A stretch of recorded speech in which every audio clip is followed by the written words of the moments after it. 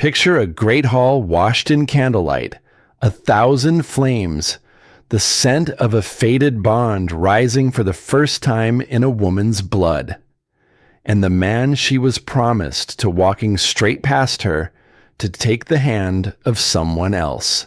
Picture her on the cold stone floor, her heart torn out of her chest by a single word, her own family looking at the floor while she bleeds. Then picture the snow, the knee-deep dark, the ravine where the discarded are sent to vanish, a woman crawling through it with nothing left, certain this is the end of her, not knowing that something is already moving toward her through the storm, something ancient, because the cold was sent to bury her. It did not yet understand that some things do not break. They forge. The great hall glowed like the inside of a lantern. 1,000 candles burned along the walls. Tallow smoke curled up toward the high blackened beams. Light trembled across the old stone, gold and restless, and the shadows of the gathered nobles stretched long across the floor. Wren Calloway stood near the center of it all, and she had never felt more ready. She had spent her whole life preparing for this one night, the proper posture, the measured voice, the careful art of holding her wolf still beneath her skin, quiet and folded and obedient, the way a future Luna was meant to. She had studied the old laws until the words lived in her bones. She had learned to swallow her temper. She had learned to smile when something inside her wanted to bare its teeth. All of it for him, for Alaric Hale, the alpha who was supposed to be hers. The air in the hall was thick and warm, roasted meat and spiced wine. Beeswax and crushed pine laid across the floor for the festival, and beneath all of it ran something older and deeper, the dense animal musk of 100 wolves pressed close under one roof, breathing the same charged air, every one of them waiting for the moon to climb to its height. Wren breathed it in slowly. Tonight the goddess would speak. Tonight, if the old stories were true, she would feel the pull of her fated mate for the first time. She had imagined it 1,000 ways. She had lain awake imagining it. She had no idea how wrong every version had been. The musicians lowered their instruments. The sound died all at once, and a hush rolled out across the hall like a held breath. Bodies shifted. The crowd drew back on either side, clearing a long open path down the very heart of the room and through the tall arched window above the dais. The full moon broke free of the clouds. Its light came down in a single silver column. It landed on Alaric like a blessing. He stood at the top of the steps, washed in that cold, brilliant glow, broad through the shoulders, his jaw cut from something harder than ordinary men were made of. His pale eyes moved across the gathered nobles, slow and sure. The eyes of a man who had never once doubted that the whole world had been arranged for his pleasure. Wren took a single step forward, and the scent hit her. It rolled over her without warning. Pine and dark turned earth, and something wild beneath it, something that reached straight past her mind and sank into the oldest part of her. Her knees went soft, her breath caught high in her throat, and her wolf, the one she had kept quiet and folded all these careful years, surged up from the dark with a cry that shook her from the inside. Mate. The word rang through every inch of her body. This was it. This was the moment she had been promised since she was small enough to sit on her mother's knee and listen to the old tales. The bond, the pull, The thing they called fate. The thread the goddess herself was said to tie between two souls. Ren lifted her eyes toward the dais, certain beyond certainty that she would find him already looking back. And he was. His nostrils flared. His pupils blew wide and dark. For one suspended heartbeat, she watched the recognition cross his face, the same shock breaking open in him that was breaking open in her. He felt it too. She was sure of it. A smile bloomed across her mouth before she could stop it, trembling and bright and full of everything she had never let herself want out loud. She waited for him to come down the steps, to cross the floor, to take her hand and say her name in front of all of them, and finally, in the long, quiet ache of waiting.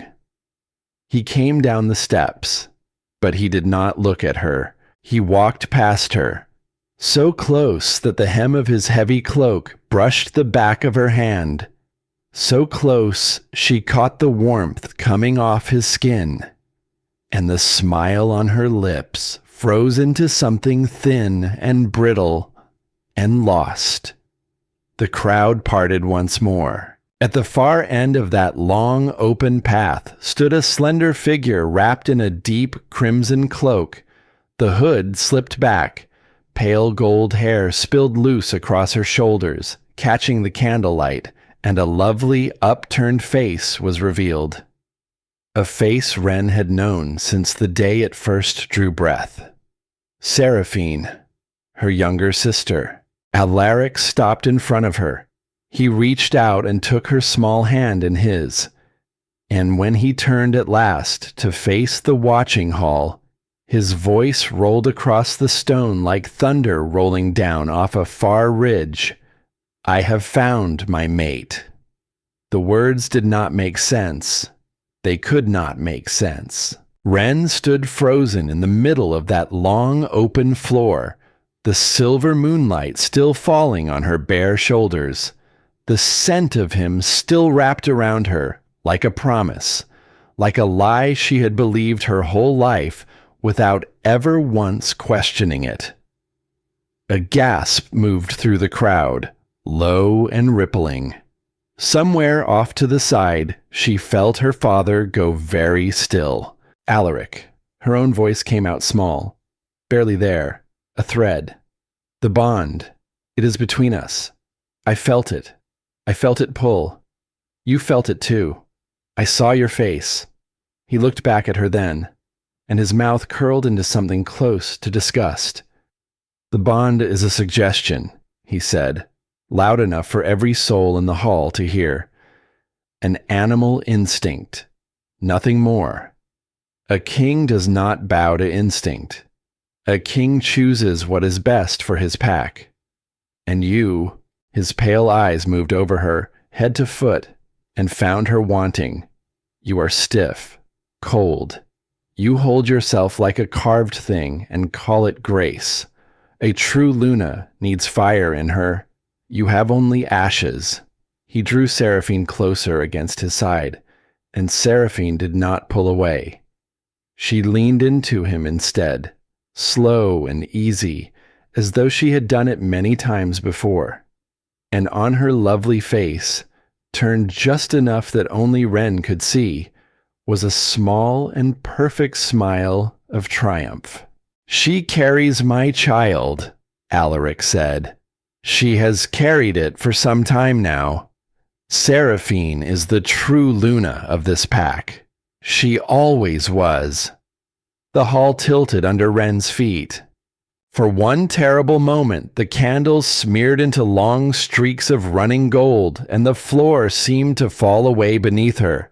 Her sister, her intended, the two of them, woven together in secret for longer than she could bear to count, while she practiced her smiles and memorized her laws, and made herself smaller and smaller to fit the narrow shape this man had wanted of her.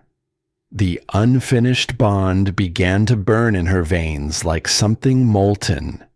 But the betrayal burned hotter. Far to the north, where the world turned to ice and the wind never truly slept, a man stood alone at the edge of a frozen ridge and went suddenly still. Soren Frost lifted his head. The wind came down off the white peaks, carrying snow and silence, and the clean cold nothing of the high country. He had stood in this same wind more nights than he could number. It never changed. It never carried anything but cold. Tonight, it carried something else, a thread, a pull, so faint that any lesser creature would have missed it entirely. But he was not a lesser creature, and the old blood that ran in him had been waiting a very long time for something it had never learned the name of. His eyes, the deep gold of melted ore, narrowed against the dark. Somewhere far below the mountains, down in the soft, warm lands where the diluted ones lived out their small and careful lives, something ancient had just woken up, and something ancient had just begun to break. He did not know her name. He did not know her face. He knew only the feel of it, a heat moving through all that cold like a heartbeat, there and gone, growing fainter even as he reached toward it. She is dying. The thought came to him low and certain, and his jaw tightened against it. He turned back into the wind and breathed deep, holding that fading thread the way a man holds the last warmth of a fire he is not ready to let burn out. Not yet, he thought, though he could not have said why the words rose in him at all. Not yet. Back in the great hall, Wren rose slowly to her full height. Whatever had broken in her, something else was waking now in its place.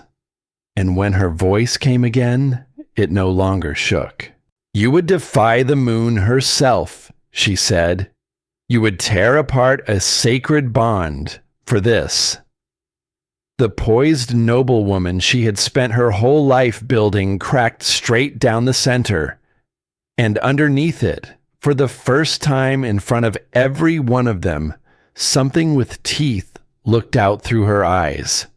The hall erupted. Steel hissed free of scabbards. Alaric's guards moved, and her own father crossed the floor toward her at last, not to shield her, not to stand at her side, but to seize her arm in a grip hard enough to leave its mark. "Be silent, Wren," he hissed against her ear. "Do not bring ruin down on this family. Bow to your new Luna." She turned and looked at him. This man who had shaped her. This man who had told her every single day of her life exactly who she was permitted to be. "Never," she said, and she pulled her arm free. All around her the candles burned on, golden and beautiful and utterly indifferent. The most beautiful night of her life. The night she had waited for through all those careful, obedient, swallowed years.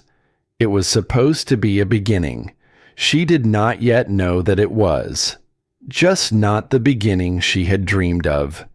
And not for the man who had just thrown her away like something he had never wanted at all. The chaos did not last. It never does. Not in a room where one man holds the only true power. Alaric raised a single hand, and the drawn swords lowered. The shouting fell away. The whole great hall seemed to hold its breath at once, waiting to see what their alpha would do with the woman who had dared to raise her voice against him. Wren stood alone in the center of the floor. Her father had stepped back from her. She felt the space open at her side where he had been, and somehow that emptiness hurt worse than his bruising grip had. Alaric descended the steps slowly. Each footfall rang against the stone. He stopped a few paces from her, and the candlelight caught the cruel calm in his face, and Ren understood, too late, that he had already decided how this night would end. "For challenging your alpha," he said, "and for insulting your Luna, I would be within my right to take your head." A murmur swept the hall. "But your father has served this pack with honor." His pale eyes flicked once toward Tobias Calloway, then back. "So I will be merciful." He drew himself up to his full height, and his voice dropped into something formal and ancient, the cadence of a rite older than the hall itself. "I, Alaric Hale, alpha of this pack, reject you, Ren Calloway, as my mate. I sever the thread between us. I cast you out of the bond, out of my house, and out of my sight." The words landed like stones thrown into still water, and then the pain came. The severing of a fated bond is meant to be a thing both souls agree to. When one side tears it alone, by force, it does not loosen gently. It rips. Ren felt it go through her like a blade dragged from her sternum to her spine. She screamed. Her knees struck the stone. Blood welled hot and sudden from her nose and ran over her lips, and the taste of it filled her mouth, copper and salt and grief. Her wolf, who only moments ago had been howling with joy, collapsed into a small whimpering shadow somewhere deep inside her, and that absence was its own separate agony. It felt as though her ribs were being cracked open, as though her heart had been pulled out through the cage of them and left somewhere on the cold floor. Above her, Alaric had already turned away. "Strip her of her titles," he said, as easily as a man ordering more wine. "Strip her name from the records, and take her to the ravine in the high country, and leave her there. If the goddess wants her, the goddess can have her. Let the cold decide." That was when the last of it broke. Not the bond. The bond was already gone. It was something quieter. The belief, held all her life, that if she was only good enough, only patient enough, only obedient enough, the people she loved would choose her in the end. She lifted her head. She found her father in the crowd. He would not meet her eyes. He stood among the nobles with his jaw tight and his gaze fixed on the floor. And he said nothing. He did nothing. He let it happen. And Seraphine watched from the dais with that same small, perfect smile, one hand resting lightly on the curve of her belly. Already a Luna, already a queen, already everything Ren had spent her whole life learning to be. The guards took her by the arms. She did not fight them. There was nothing left in her body to fight with. The broken bond had hollowed her out, and the cold of what her family had just done had filled the empty space like floodwater. They dragged her from the hall, out through the great doors, down the long stone steps, into the night, where the festival fires still burned and the music had started up again somewhere behind her, as though nothing at all had happened, as though she had never been there at all. The journey into the high country passed in pieces. The jolt of the wagon, the bite of rope at her wrists, the slow change in the air as the warm valley fell away behind them and the world climbed towards stone and ice. She drifted in and out, the pain of the severed bond pulling her under again and again like a tide. When the guards finally stopped, the cold was a living thing. They cut the rope. They did not look at her. One of them, a young one she had known since they were children, almost said something, then thought better of it, and turned his face away and climbed back onto the wagon with the rest. They left her at the edge of the ravine, a long frozen gorge at the very rim of the known territories. A place that had no prey, no shelter, no mercy. A place where the wind came down off the peaks, and the snow never stopped falling, and the cold could turn a living thing to stone before morning. A place where wolves were sent to disappear. The wagon faded into the dark, and Wren was alone. She did not remember deciding to move. She only knew, after a while, that she was crawling. Through snow that came to her elbows, past black, twisted trees that clawed at the low gray sky. Her fine festival gown was already shredding, already soaking through, already stiffening into ice against her skin. Her fingers had gone past pain into a dull blue numbness. Each breath felt like swallowing broken glass. Somewhere deep inside her, her wolf stirred one last time. Her voice came faint and far away, like something heard through deep water. "Let go," she whispered. "It hurts too much. Let the snow take us. There is nothing left for us down there. There is nothing left at all." And the terrible thing was that Wren agreed. She had given them everything, her whole self, folded small and made quiet and offered up. And they had thrown it into the snow without a second glance. She reached the base of a massive twisted tree and could go no farther. Her arms gave out. She sank into the white. The cold no longer hurt. It had begun to feel almost warm now, almost gentle, the way the old stories warned it would right before the end. She closed her eyes, and she let the snow begin to take her. Far above, on the high ridge, Soren Frost had not stopped moving since the thread first reached him. He had not understood it. He still did not. He only knew that something in his blood had risen up and refused to let him stand still. And so, he had come down off the peaks, faster than any sane creature would travel in such a storm, his great frame cutting through snow that would have buried a lesser thing. His warriors followed behind him without question. They did not ask where he was leading them or why.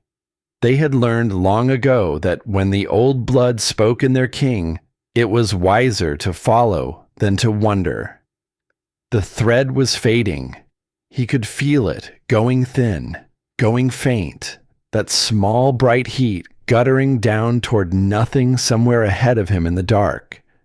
And something in his chest, something he had no name for, and no memory of ever feeling before, clenched tight at the thought of it going out.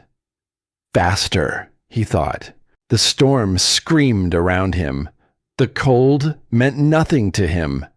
The blood iron in his veins ran hot enough to thaw the air he breathed, and he drove forward through the white with his golden eyes fixed on a point ahead that he could not see and somehow could not lose. Then he came over a rise, and there she was, a small dark shape at the base of a great twisted tree, already half buried, already still. Soren stopped. The whole world seemed to stop with him. He had expected a rogue, a scavenger, some half-wild thing crawling through his woods.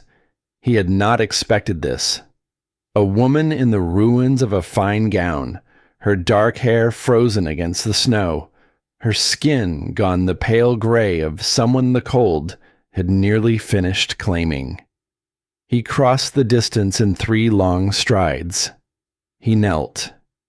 And the moment he came close, the scent reached him, and it stopped the breath in his chest. Beneath the blood and the cold and the fear, beneath the broken thing that clung to her like the echo of a wound, there was something else, something old, something he knew the way a man knows the sound of his own name, though he had never once heard it spoken. The old blood. Her blood. How, he thought. How does a creature carrying this end up discarded in my woods, like something thrown away? She was barely breathing. Soren reached out. His hand was enormous against her, scarred and calloused and warm, so warm, and he brushed the frozen snow from her cheek with a gentleness that would have surprised every warrior standing behind him. Her skin was ice beneath his fingers, and then, slowly, beneath that ice, he felt the faintest answering warmth rise to meet his touch. In the deep dark where Ren had gone to die, something reached down and found her. It was not the cold. The cold was behind her now. It was heat. A single point of heat against her cheek, spreading slow and steady through her frozen skin, sinking into the dead, numb places and waking them one by one. And carried on that heat came a scent unlike anything she had ever known. Not the pine and earth that had betrayed her. This was deeper, darker, stone and storm and something like the air just before lightning strikes. Something with weight to it. Something that did not ask to be let in, but simply was, the way the ground is, the way the sky is. And her wolf, her dying wolf, who had whispered let go only moments before, lifted her head from the dark and howled, not in pain this time, in reverence.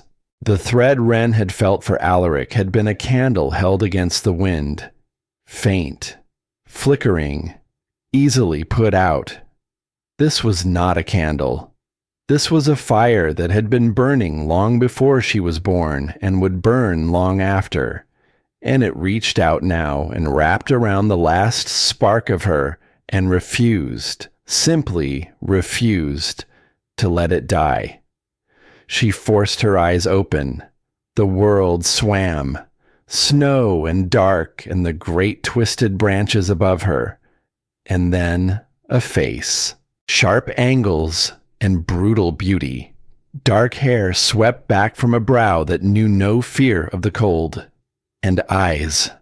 Eyes the deep molten gold of something poured straight from the heart of the earth, looking down at her as though he had been searching for her across the whole frozen length of the world.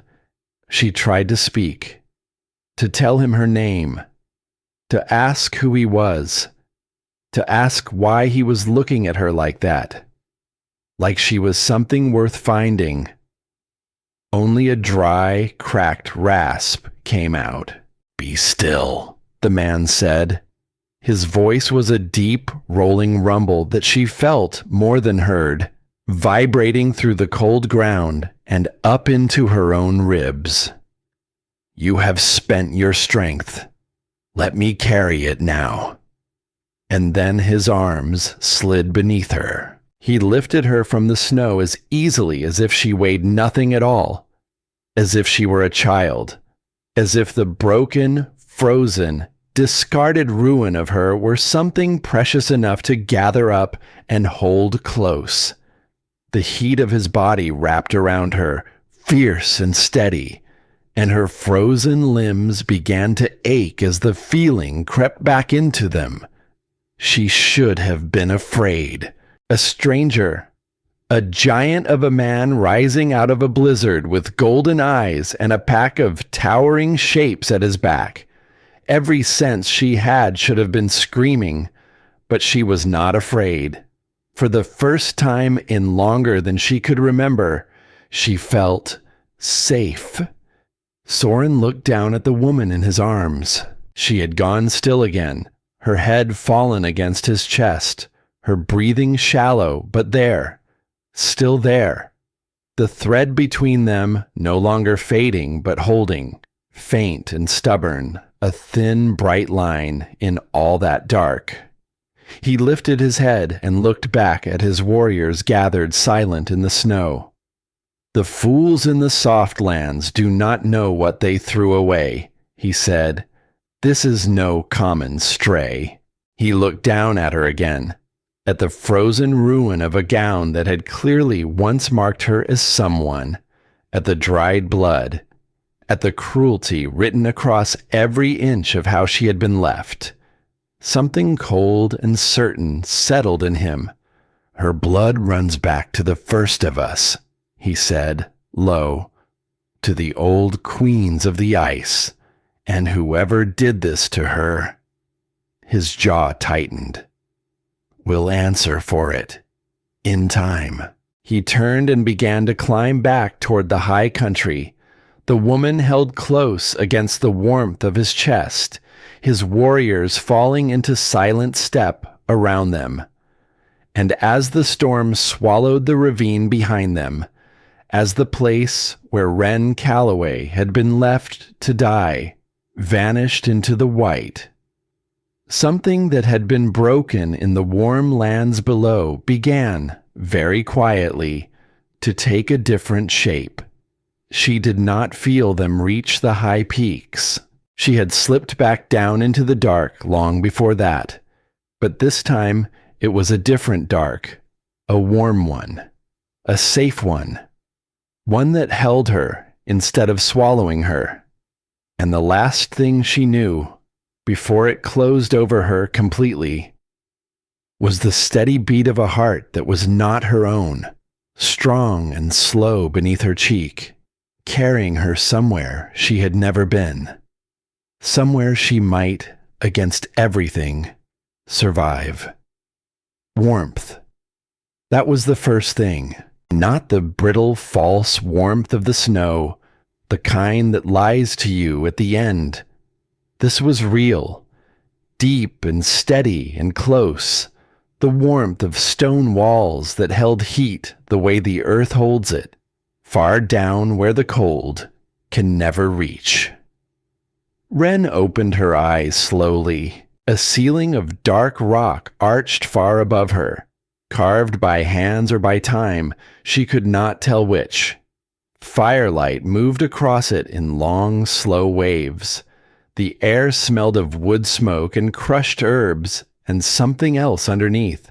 Something she was beginning to know. Stone and storm and the air before lightning. She did not know how long she had been here. Days. Perhaps longer. The memory came back to her in fragments. The snow. The dark. The arms that had lifted her out of it. A heartbeat against her cheek. Slow and strong, carrying her somewhere she had never been. She tried to sit up. Her body protested every inch of the way, but it answered her. That alone was a small miracle. She had been certain, at the end, that her body was finished answering anyone, least of all, herself. A woman was tending the fire across the chamber, old, silver-haired, her movements unhurried. When she felt Wren stir, she did not startle. She simply turned, studied her with eyes the pale gray of river ice, and gave a slow nod, as though something long expected had finally come to pass. "So," the old woman said, "the ice did not keep you, after all." Wren's voice came out cracked from disuse. "Where safe?" The old woman set down her ladle, which is more than can be said for wherever you came from, judging by the state they left you in. She crossed the chamber and pressed a warm cup into Wren's hands, broth, rich and dark.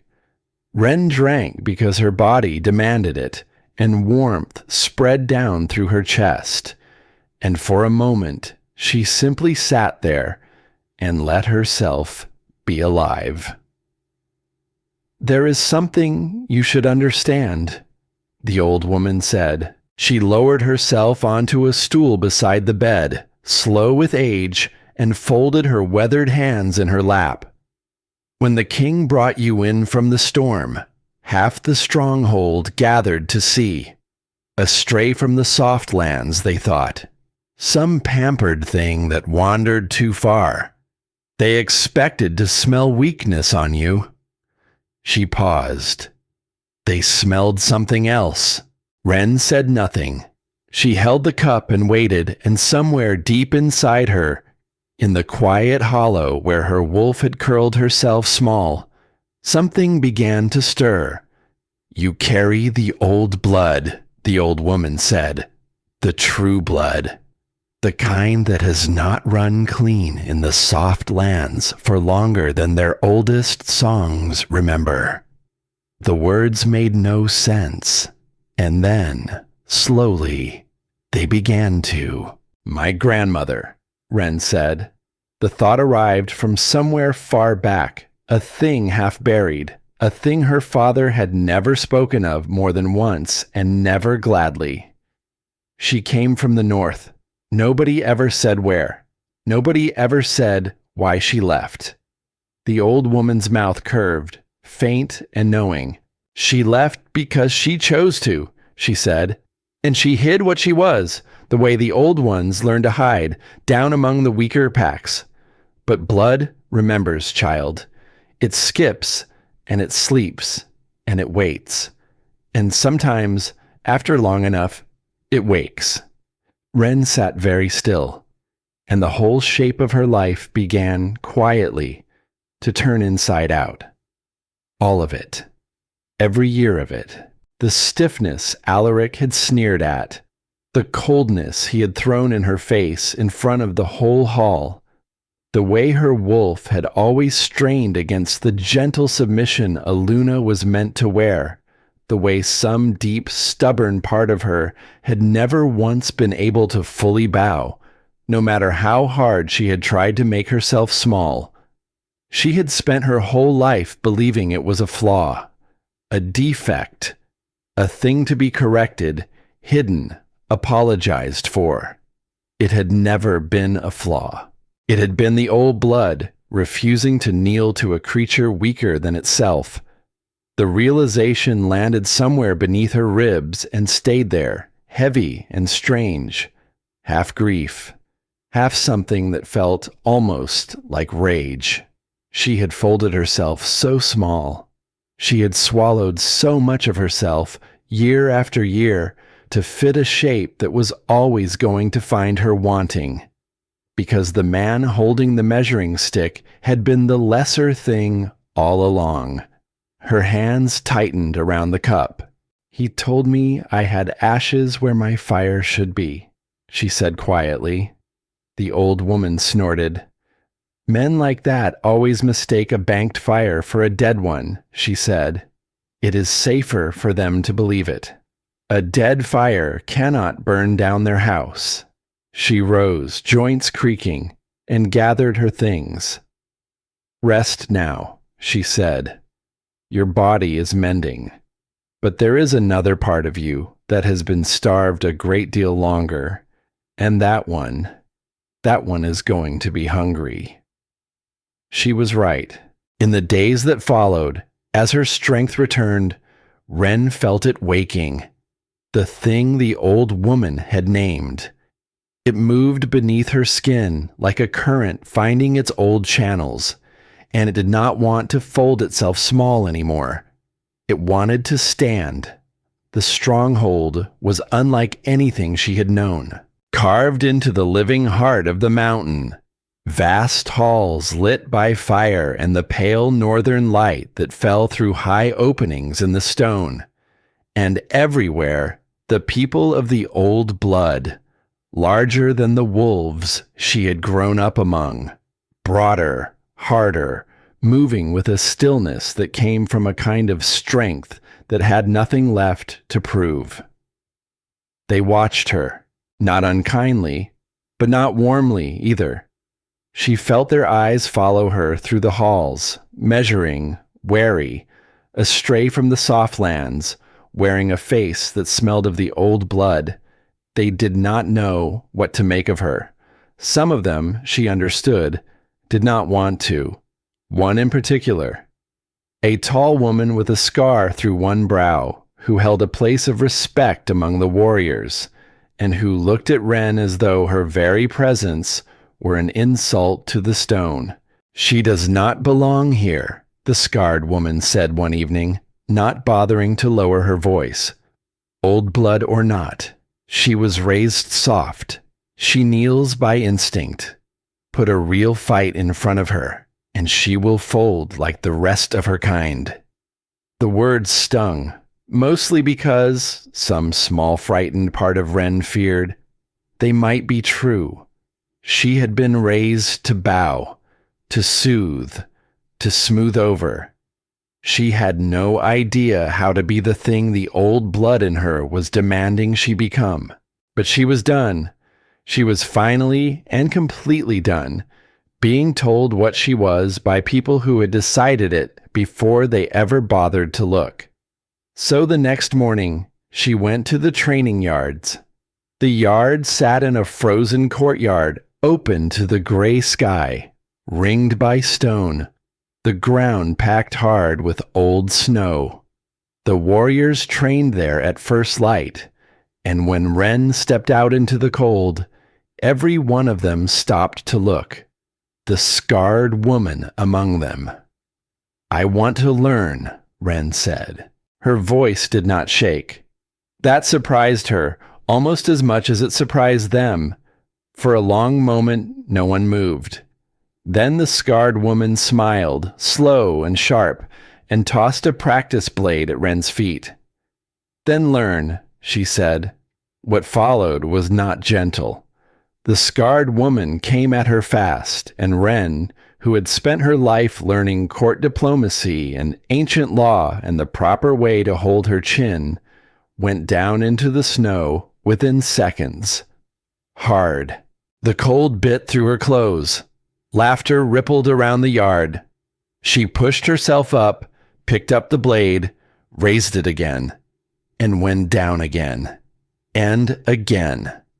By the time the light had climbed fully over the peaks, she was bruised in a dozen places, her palms were torn, and her whole body shook with cold and exhaustion. The scarred woman stood over her, barely winded, that same sharp smile in place. "Soft," she said. "Just as I said." She walked away. Wren lay in the snow, her chest heaving, every part of her screaming to stay down, to give up, to accept, the way she had always accepted, that she was less than what she had reached for. The old familiar voice rose in her. "You are not enough. You were never enough. Stay down. It is easier." It was the same voice that had kept her small her whole life. And lying there, bruised and freezing and humiliated, Wren finally understood whose voice it had always been. It had never been hers. It was the voice of every person who had ever found her wanting. Her father, the man who had thrown her away. A whole world that had told her, gently and not gently, that her worth was a thing other people got to decide. She had carried their voice inside her own head for so long that she had mistaken it for the truth. She pushed herself up out of the snow, slowly, shaking, but up. She did not win that day. She did not win for many days after. She fell more times than she could count. She learned the taste of frozen ground and the deep ache of muscles pushed past their limit and the particular bitter sting of being laughed at. But every single day, she got up. And somewhere along the way, the falling began to teach her how to stand. Soren watched her from the high gallery above the yards. He came most mornings, though he never let her see him. He told himself it was a king's duty to know the measure of those who sheltered under his stone. He knew that was not the whole truth. The whole truth was that he could not look away. He had pulled broken things out of the snow before. Most of them stayed broken. They healed enough to limp through the rest of their lives, soft and grateful and small. This one was not staying broken. He watched her go down under the scarred warrior's blade again and again, and he watched the thing that mattered, the thing almost no one else had the eyes to see. He watched her get up, not because she was winning. She was not. She got up because something in her had simply decided that staying down was no longer who she was going to be. And that, he knew, was a thing that could not be trained into a creature. It could only be uncovered. She had been carrying it all along. Down in the soft lands, they had looked at her and seen something stiff and cold and wanting. They had measured her against the shape of their own smallness and thrown her away for failing to fit it. Fools, he thought, and the word had teeth in it. The thread between them had not faded since the night of the storm. It had only grown clearer. He felt it now as a steady, quiet pull whenever she was near. A warmth that had nothing to do with the fires in the stone. He did not act on it. A bond forced was no bond at all. He of all creatures knew the wreckage that came of a soul torn against its will, because he had carried her out of the snow with the proof of it still bleeding inside her. So he waited. He let her find her own feet. He let her fall and rise on her own. He gave her the one thing the soft lands had never given her in all her careful, obedient years. He gave her room to become. And he told himself every morning that the waiting was a discipline. He did not let himself think too long about how the sight of her rising out of the snow, bruised and furious and refusing to stay down, had become the part of his day he could no longer do without. The thaw between them, when it came slowly. It began in small things. A nod across the yard when she finally landed a strike that drove the scarred warrior back a full step. The way he started leaving a second blade by the courtyard wall, heavier than the practice ones, the kind a real warrior carried, without a word about who it was for. The first true conversation came on a night when she could not sleep. She found him on the high battlements, looking out over the moonlit ice, and instead of leaving, she stayed. They stood in silence for a long while, the cold wind moving between them, and then she spoke. "You could have left me in the snow," she said. "It would have been easier. Why didn't you?" Soren was quiet for a moment. "Because something in your blood called to something in mine," he said at last. "And because the soft lands had already decided you were nothing." He looked at her, his golden eyes catching the moonlight. It seemed worth finding out whether they were right. And they were not. He said it simply, like a fact, like the most obvious thing in the world. And something in Ren's chest, some old wound she had carried so long she had stopped feeling it as a wound at all, eased the smallest fraction. He did not tell her she was beautiful. He did not tell her she was his. He did not try to remake her into the shape of what he wanted, the way the other one had. He simply told her that she was not nothing. And he said it as though it had never once been in question. She had not known, until that moment, how starved she had been to hear it. The peace did not last. It rarely does. The scout came in from the south on a bitter gray morning, half frozen, his northern wolf gaunt from hard travel. His name was Bram, and he had run the long road from the soft land without stopping. And what he carried back with him changed the air in the stronghold the moment he spoke it. Soren called Ren to the high hall to hear it. That alone told her something had shifted. He had begun treating her not as a guest to be sheltered, but as someone whose ear a king's news belonged in. Bram knelt, then rose, and delivered his report in a flat, exhausted voice. The lands she had come from were dying, not in some distant, slow way. Dying now. The new Luna, the golden sister who had smiled her perfect smile from the dais, knew nothing of ruling and cared less. The Alpha who had thrown Ren into the snow had let his attention rot along with his judgment. The borders were failing. The stores were empty. Winter had come hard. And the people, the ordinary wolves who had cheered at the festival and looked away when she was dragged from the hall, were beginning to starve. Ren listened without a word. She waited for it to feel like triumph.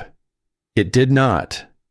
She thought of the young guard who had almost spoken to her at the ravine, then turned his face away. She thought of the families in the lower villages who had nothing to do with the cruelty of the high table. She thought of children who would go cold and hungry through no fault of their own, because two vain and careless people had been handed a power neither of them had ever deserved. The rage she felt was real, but it had grown larger than the man who had wronged her. It had become something with weight, something with a shape. "There is more," Bram said. He hesitated, glancing at Soren, then back at Ren. "The Alpha knows you live." The hall went still. "Word has spread of a stray pulled from the high country by the old blood. He does not know it is you. Not for certain, but he is uneasy. And an uneasy man holding a crown he is not fit for. Becomes a dangerous one," Soren finished low. He turned to Ren. He did not tell her what to do. He did not decide for her. He simply held her gaze, steady and certain, and let the choice be hers, the way he had let everything be hers since the night he carried her out of the snow. And Ren, standing in the heart of the mountain, bruised from a morning's training, the old blood awake and humming beneath her skin, felt the last frightened, folded, obedient piece of the woman she used to be finally go quiet. She was not that woman anymore. She had fallen in the snow more times than she could count, and every single time she had gotten back up. "Then let him be uneasy," she said softly. "Let him wonder. Let him lie awake in that hall and feel the cold coming for everything he stole." She turned toward the high windows, toward the south, toward the lands that had thrown her away. Because the woman they buried in the snow is not the one who is going to come back. The news from the south kept coming, each report worse than the last. Bram and the other scouts ran the long, cold road again and again, and every time they returned, they carried back something heavier than before. The borders had collapsed entirely. The stores were bare. The hard winter had become a hungry one, and the hunger had begun to take the weakest first, the way hunger always does, the old and the young, the ones who had no part in any of it. Ren listened to all of it in the high hall, standing very still, her face giving nothing away. But inside her, something had begun to burn. It was not the clean, bright fire of the old blood that woke in her during training. This was darker, older than the old blood, maybe. It lived low in her belly, and it had a voice, and the voice whispered the same thing every night when she could not sleep. Burn it down. All of it. The hall where they had thrown her away. The dais where her sister had smiled. Burn it to the ground and let them feel. Every one of them. The exact cold she had felt crawling through the snow with her heart torn out of her chest. Make them suffer, the way they made her suffer.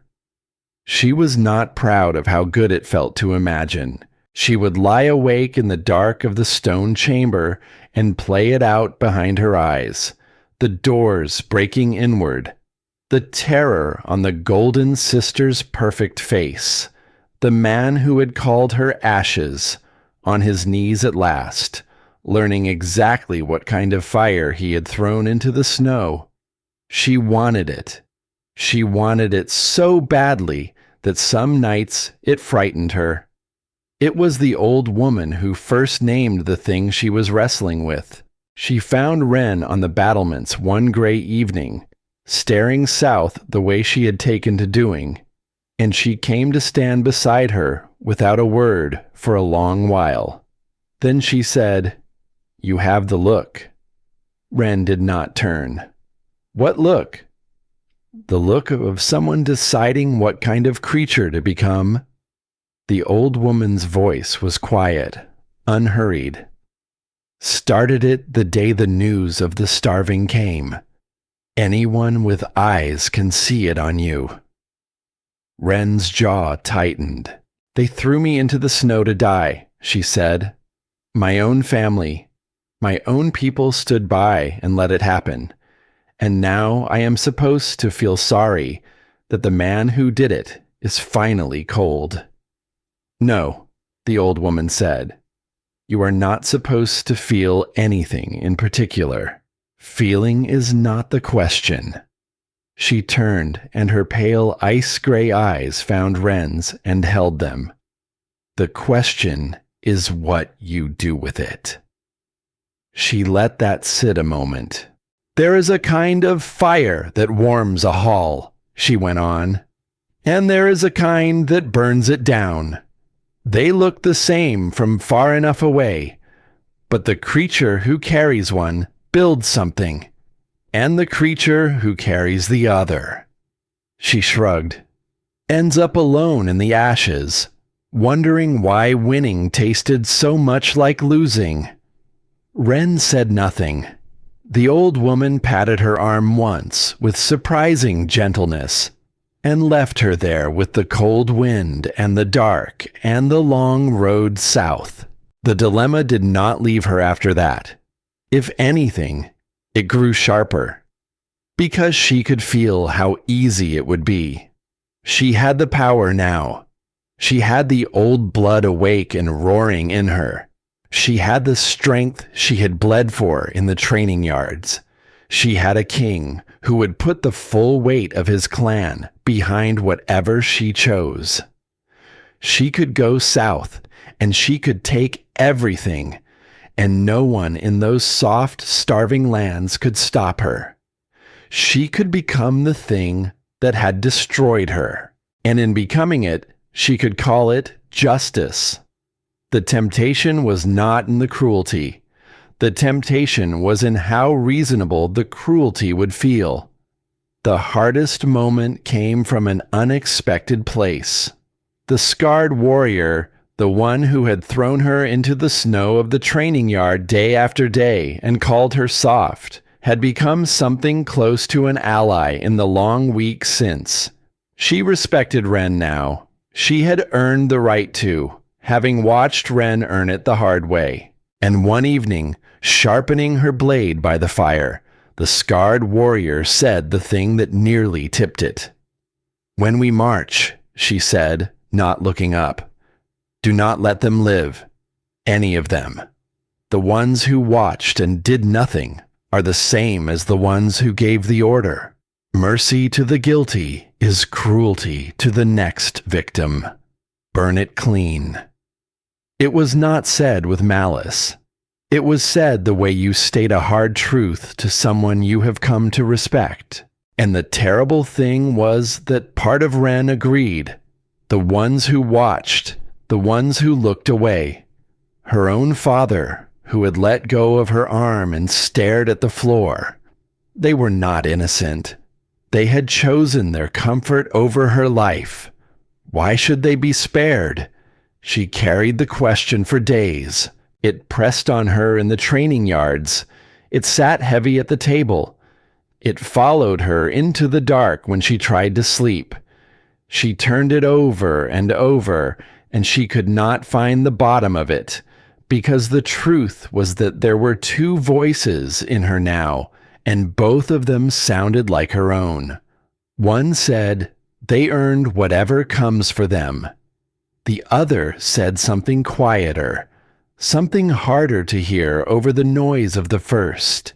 It said, "And what will you have earned when it is done?"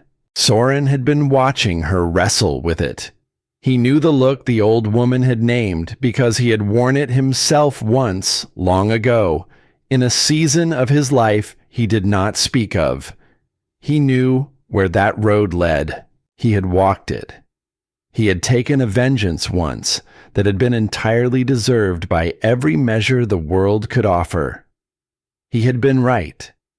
The ones who suffered had earned their suffering, and he had stood in the ashes of it at the end, victorious and hollow, and discovered that being right had not filled the hole in him at all.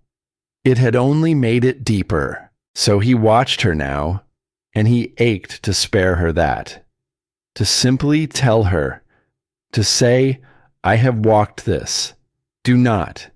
It costs more than it pays." But he did not, because he had learned, watching her rise out of the snow morning after morning, that the things he handed her would never hold the weight of the things she reached and took for herself. She did not need a king to decide her path for her. She had spent her whole first life being told what to become by people who thought they knew better. He would not be one more voice telling her who to be. So when she came to him at last, on a night when the moon hung low and full over the ice, he did not give her the answer. He gave her the question.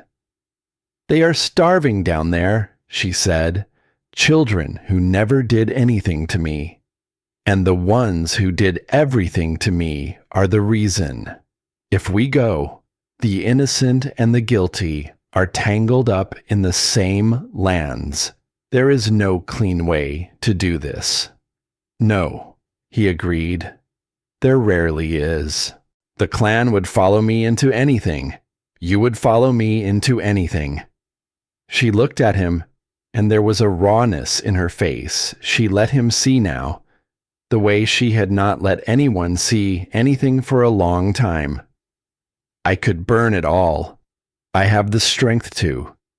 And after everything they did, who could even say it was wrong?" Soren was quiet for a long moment. The wind moved between them, cold and clean. "I am not going to tell you what is wrong," he said finally. "You are not a child, and I am not your father. And the last man who tried to decide your worth for you is the reason you ended up in my snow." He stepped closer. "But I will tell you what I know." His voice dropped, low and certain, the deep rumble she felt in her chest as much as heard. "Anyone can take a vengeance. The weakest creature alive can burn a thing down. It costs nothing but the burning." He held her eyes. "What is rare, what is hard, is to hold all that power in your two hands, and to choose what the wrong ones do not deserve. Not because they earned your mercy, because you decide who you are going to be. And you do not let them decide it for you, not even at the end, especially not at the end." Ren stood very still. "You have done this," she said slowly. "You know." "I know," he said, and he did not pretend otherwise. "I won once exactly the way that warrior by the fire wants you to win. I was right about every part of it." A shadow crossed his golden eyes. "And it was the emptiest victory of my life. I am still cold from it, some nights." He stepped back, giving her the space he always gave her. "The choice is yours," he said. "It has always been yours. I will stand behind whatever you choose with the full strength of everything I have. But it is your war, and it will be your name they remember it by." He left her there on the battlements, alone, the way she needed to be, with the moon and the cold and the long dark road south. Wren stood for a long time. She thought about the snow, about the heart torn out of her chest, about the small, perfect smile on her sister's face, and the way her father had let go of her arm. She let herself feel all of it, the whole black weight of it, and she did not turn away from how much she wanted them to pay. She would not pretend the rage was not real. It was real. It had a right to be. But then she thought about something else. She thought about the woman she had been at the festival. All those careful, obedient years folded down into one small shape, made to fit the measure of a man who was the lesser thing all along. She thought about how that whole life had been spent letting other people decide what she was. And she understood, finally, all at once, what the real victory would be. Not to become him. Not to stand in the ashes of his hall having proven that she could be just as cold, just as cruel, just as willing to throw away the innocent to satisfy the guilty. That would not be winning. That would only be letting him decide who she was one final time, from the grave. The real victory was to walk into the place that had broken her, and to be larger than it, to punish what truly deserved punishing, and to lift up what truly deserved lifting, and to know the difference. Because knowing the difference was the one thing the people who had hurt her had never once been able to do. That was the fire that warmed a hall. That was the kind worth carrying. When she came down from the battlements, the decision was made, and it showed in how she moved. She called them together in the great hall the next morning. The warriors, the elders, the old woman, the scarred fighter who had wanted blood. And she stood before all of them, not as a stray pulled from the snow, not as a victim seeking the satisfaction of ruin, but as something else entirely. "We march south," she said. Her voice carried through the stone without her having to raise it. The old blood was in it now. That dual weight, the human and the deeper thing layered together. But hear me clearly, because this matters more than the marching. She looked at them one by one. The guilty will answer, fully.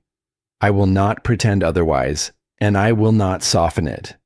But the people of those lands are not the guilty. They are the starving.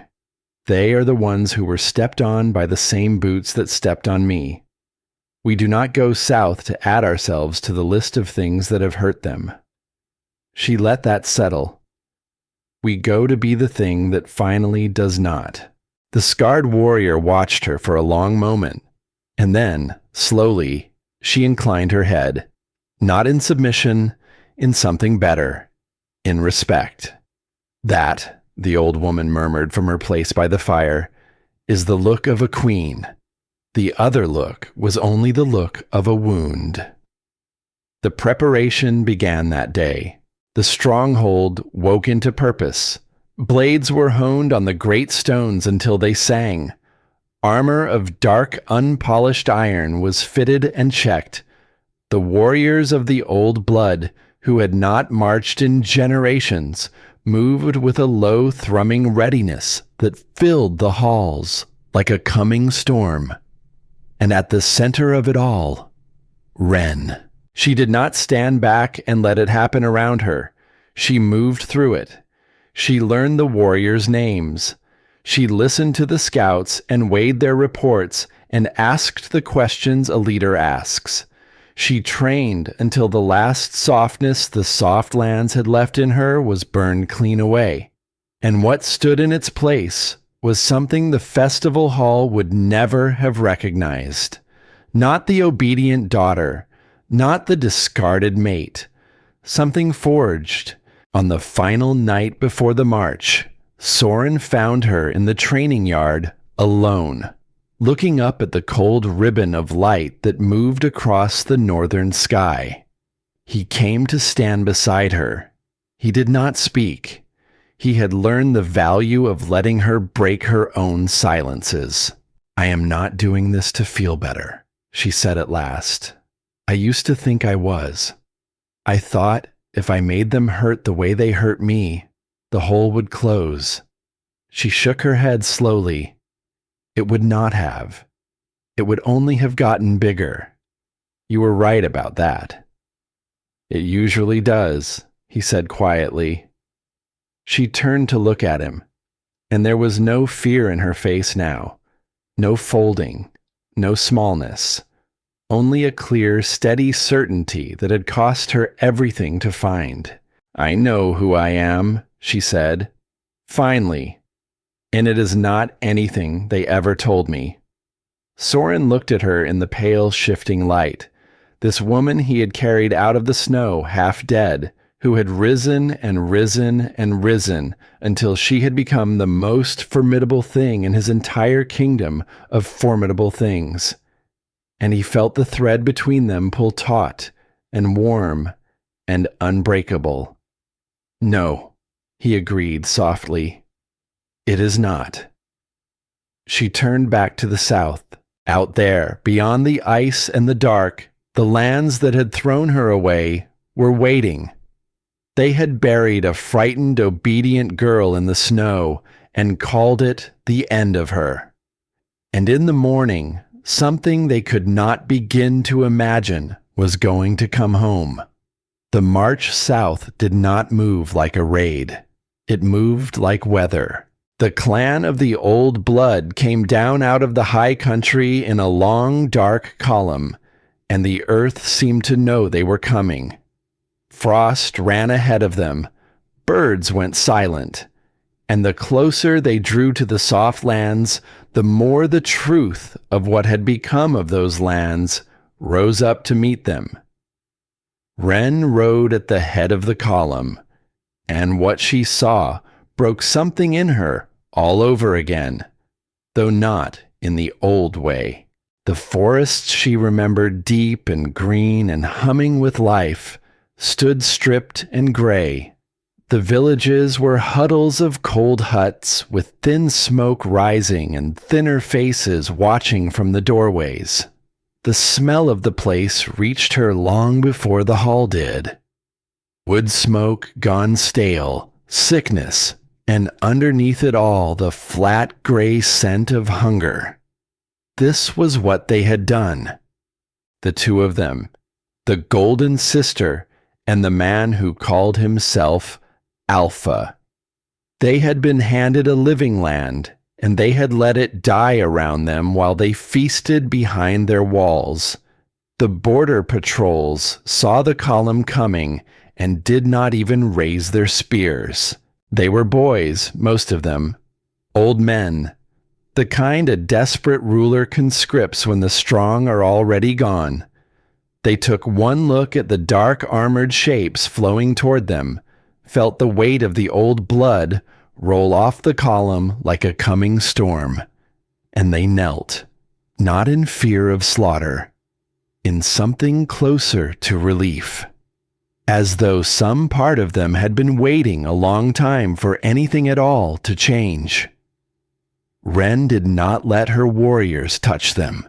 "They are not the enemy," she said quietly, and the column moved past the kneeling boys without a single blade drawn, and rode on toward the hall where it had all begun. Soren rode at her side and watched her face as the ruined land passed by. He had expected to see triumph there. He had braced himself a little for the possibility of seeing something hungrier. He had walked his own dark road once, and he knew how the sight of an enemy brought low could wake the worst thing in a person right at the moment they needed their best. He saw none of that. He saw grief. He saw a cold, settled anger that had a shape and a limit to it. And beneath both, he saw resolve, the clean, unwavering kind, the kind that did not need anyone to be destroyed in order to feel like enough. She has already won, he thought. Whatever happens in that hall, she won the only fight that ever mattered on the night she decided who she would be. He kept that thought to himself, but it warmed him more than the iron in his veins. The hall rose up before them at last. It had been the grandest place Wren had ever known, once, the seat of everything. She had walked into it on the night of the festival believing it held her whole future. Now it looked smaller. Torchlight flickered at the windows. Music drifted out, thin and forced. She understood at once what was happening inside. A feast. A performance. The man who had thrown her away was trying to convince visiting lords that his rotting house was still worth their gold, dressing up the ruin in borrowed finery and hoping no one looked too closely. The great doors were shut. Soren glanced at her, a question in his golden eyes. Wren did not slow. "We do not knock," she said. Two of the largest warriors stepped forward, and with a single synchronized blow, they struck the doors. The reinforced timbers did not creak or strain. They exploded inward. Wood and twisted iron scattered across the stone floor in a shower of splinters, and the thin, forced music inside died in a single strangled note, and the warm, false light of the feast spilled out into the cold. And Wren walked in. The hall fell utterly silent. It was a grotesque shadow of the place she remembered. The fine tapestries hung moth-eaten and sagging.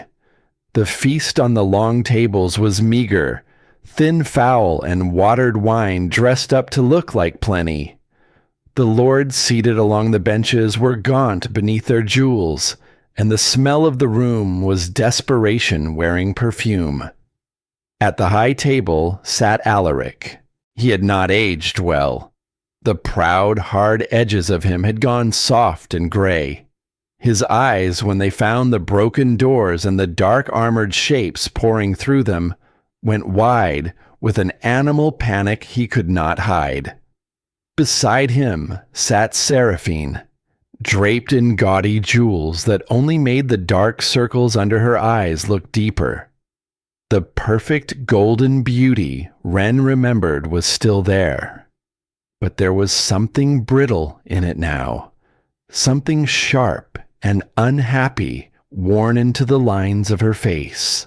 And down the long table from them, a small figure, a child, a boy, perhaps 4 winters old, watching the chaos with frightened eyes. The child Seraphine had carried on the night Wren was thrown into the snow. Wren reached up and let the hood of her white fur cloak fall back. A gasp swept the hall like wind through dry grass. Down among the benches, an old man rose halfway from his seat and then froze, his goblet slipping from his fingers to shatter against the stone.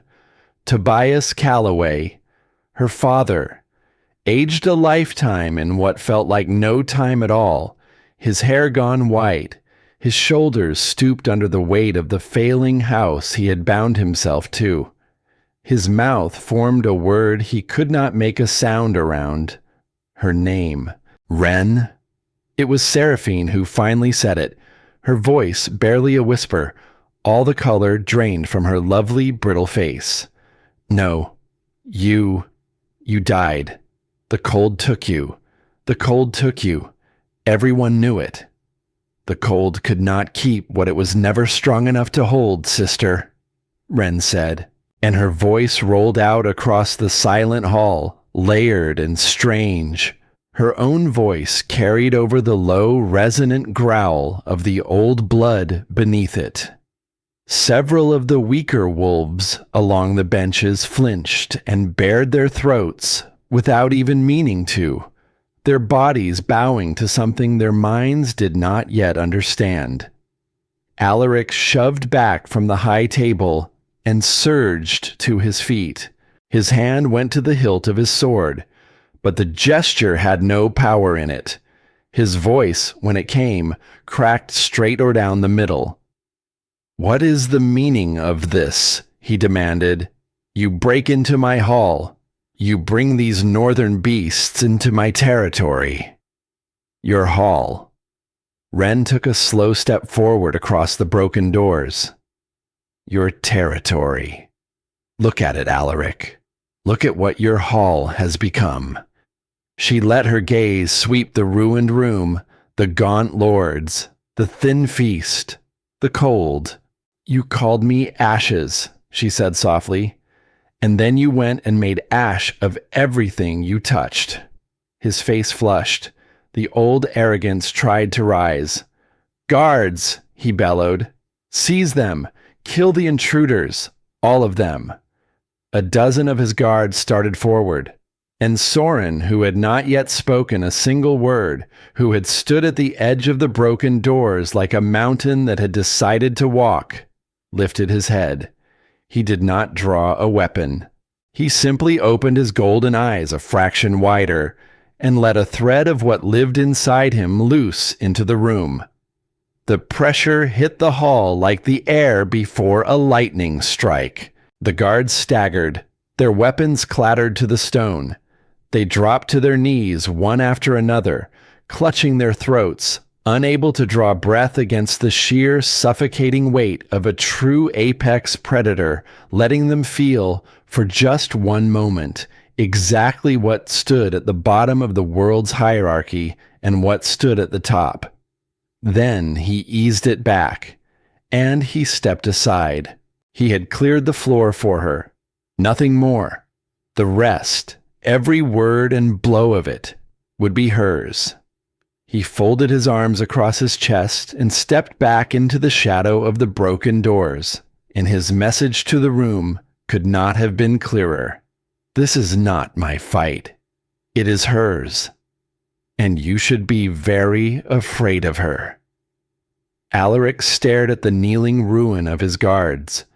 The panic in him was naked now. "You are mated to a monster," he said hoarsely. "I am mated to a king," Ren answered. "Something you proved, again and again, you would never be."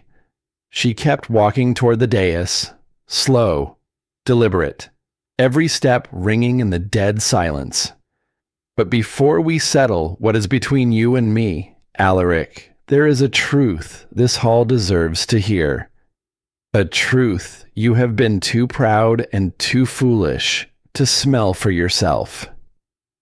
She stopped, and she turned her head toward the frightened boy at the end of the table. She breathed in, deep, letting the old blood unravel the sense of the room, layer by layer, the way she had been unable to do in her first soft life. And what she found turned her stomach and curved her mouth into something dark and almost amused. "Tell me, Alaric," she said, smooth as ice. "You carry the silver line. Your blood runs pale and proud. You have reminded everyone of it your whole life. And my sister carries the brown stock of our mother's house." She tilted her head. "So, tell me, how does a child born of silver and brown come to smell of neither? How does he smell instead, entirely of the common line?" The hall went very still. Alaric's head turned slowly toward the boy. "What?" he said.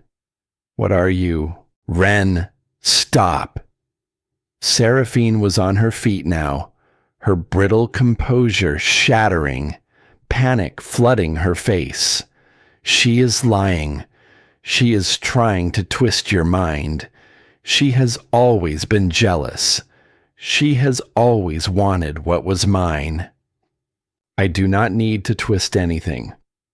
Ren raised a single hand and pointed one finger, slow and certain, toward a man standing rigid against the far wall among the lesser guards. A captain, tall, broad, his face gone the gray of a man watching his own end arrive. He smells of that one, because he is that one's child. The man against the wall did not move. He could not. His name was Garrick. They have been together since before you ever stood on that dais and called me Ashes, Ren said, and now her voice carried to every corner of the silent hall. She was already carrying his child on the night you threw me into the snow. You broke a sacred bond. You doomed an entire land to ruin. You murdered the woman the goddess had chosen for you. All for a woman who was laughing at you in your own keep the whole time. The silence broke into 100 gasps. The visiting lords turned their gaunt, jeweled faces from the boy to the captain by the wall, and the resemblance, once it had been named, was suddenly impossible to unsee. It was in the line of the jaw, the set of the eyes. It had been there all along, hiding in plain sight, waiting for someone with the will to look. Alaric's face contorted. The gray panic burned away into something purple and ugly.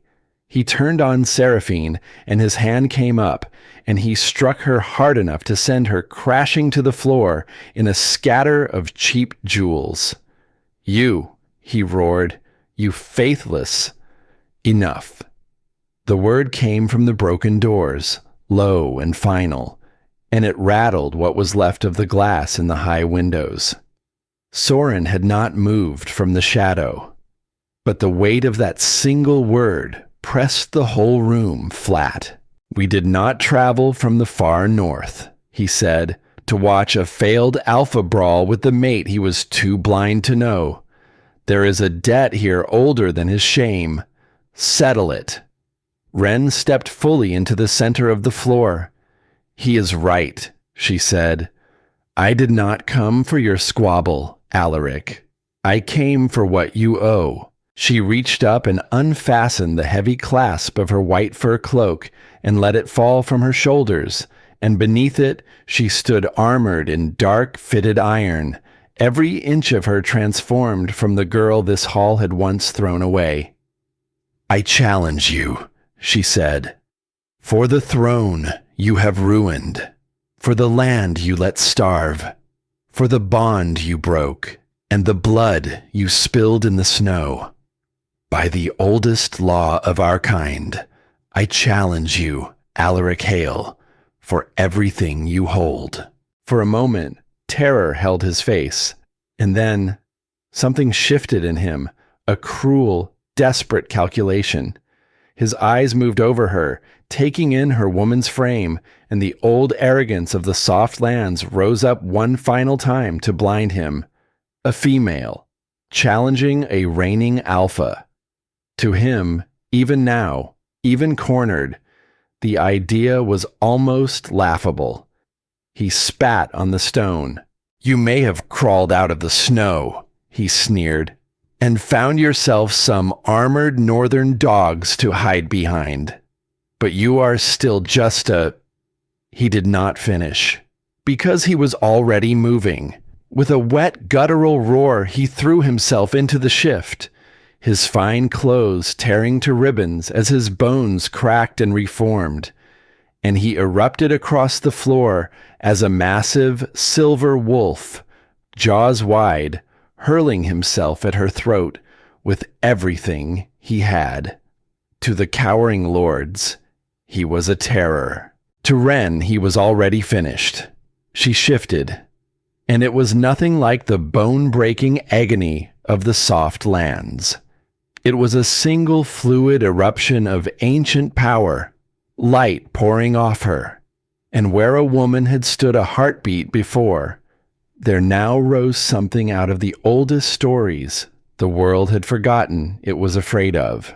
A towering lichen, far taller than any wolf in the hall, her fur a blinding iridescent white that seemed to glow with its own cold light, her claws extended like curved black daggers, her golden eyes burning down at the silver wolf still frozen mid-lunge in the air. She caught him by the throat with one massive hand. His leap stopped dead, suspended. All that murderous momentum simply ended, held in the grip of something he had never in his life been strong enough to imagine.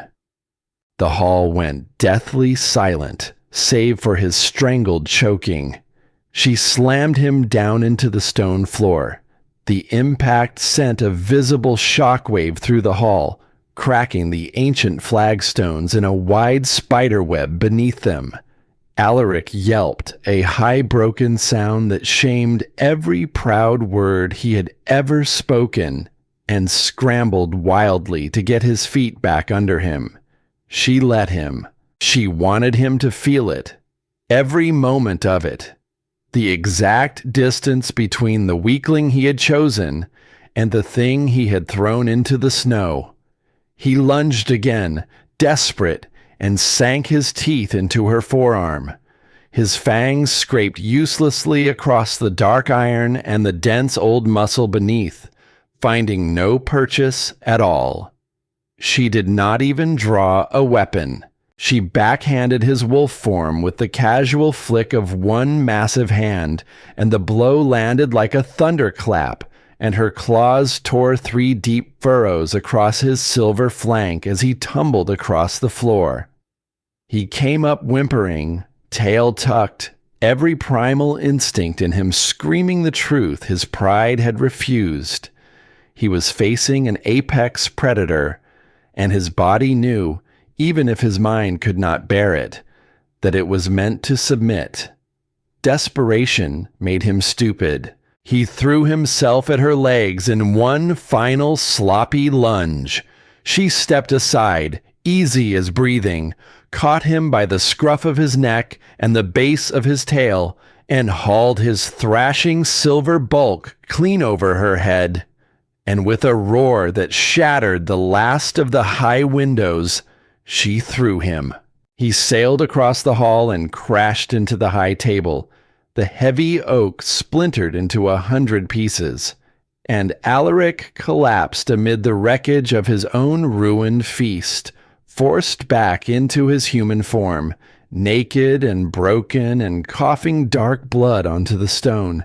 He tried to push himself up. His arms gave out beneath him. Ren shifted back, seamless, her breathing even, and walked toward him across the silent hall. She stood over his ruined body, and she looked down at him with a cold that had nothing of cruelty in it and everything of judgment. "Yield," she said softly. The word carried the full weight of an executioner's blade.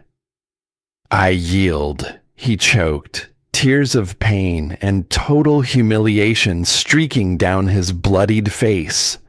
"I yield. Mercy. Mercy." And there it was. The moment the dark voice inside her had been waiting for since the night in the snow. He was beneath her, broken, begging.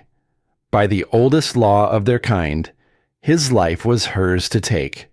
And no one in that hall, not one soul, would have raised a word against it. She felt the pull of it, the old hunger. Burn it clean. Her claws had not fully retracted. One motion, one single motion, and the man who had torn her heart out and thrown her body into the cold would be nothing at all. From the shadow of the broken doors, Soren did not move. He did not call out.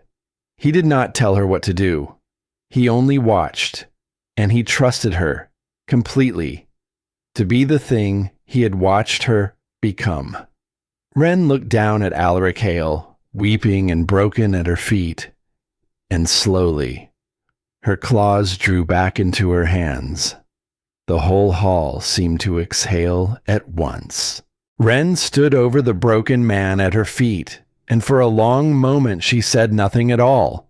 She simply looked at him, at Alaric Hale, naked and bleeding in the wreckage of his own high table, weeping the tears of a creature who had finally met something he could not bully or charm or throw into the snow. She had imagined this moment for so long. In the dark of the northern stronghold, on the nights when sleep would not come, she had built it 100 different ways. And in every single version, her claws had not stopped. In every version she had taken from him the one thing he had once tried to take from her, his life. And now the moment was here.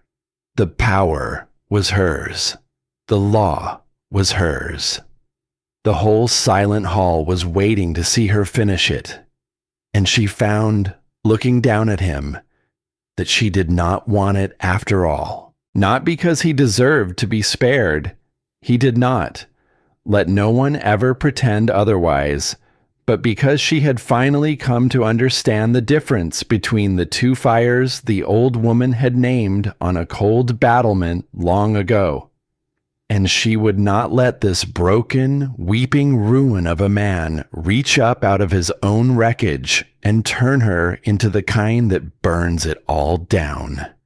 She would not let him decide who she was, not even now. Not even at the very end. "Look at me," she said. Alaric lifted his head. His face was a ruin of blood and tears and shattered pride, the proud, hard mask he had worn his whole life cracked clean through. "By the oldest law of our kind, your life is forfeit," she said, and her voice carried into every corner of the broken hall. "Every soul here knows it.